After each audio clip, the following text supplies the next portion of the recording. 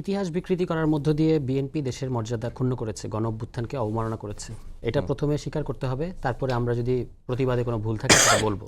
আপনি সেটা না বলে বারবার নসিহত দেবেন, এটা আসলে এরকম নসিহত আওয়ামী লীগ বিএনপিকে দিত, যে বিএনপি বিরোধী দলের রাজনীতি জানে না, বিএনপি এটা করতে পারে না, ওটা করতে পারে না। আপনি গত 17 বছর খুলে দেখেন, পত্রিকা খুলে দেখেন, আপনি কি বলতো যে এই যে আজকে ছেলেপেলেরা যে বলছে বালুর ট্রাক সরাতে পারতেন না, এটা কিন্তু তাদের কথা না, এটা আওয়ামী লীগ প্রতিষ্ঠা করে গেছে। হ্যাঁ, এখন আপনারা কপি করে না, কিন্তু এটা তো সত্য, এটা তো সত্য, এটা তো সত্য।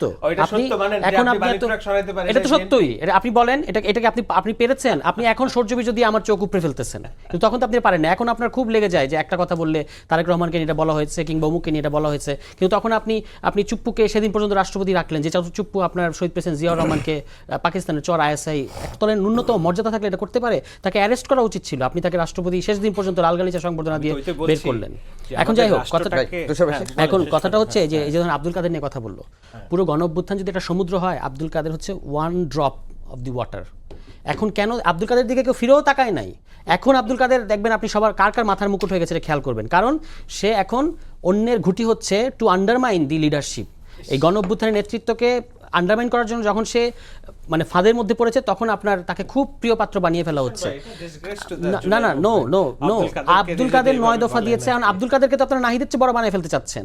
এতদিন তো আব্দুল কাদের দিকে ফিরেও তাকান নাই, কেন এগুলো করেন এগুলো আমরা বুঝি।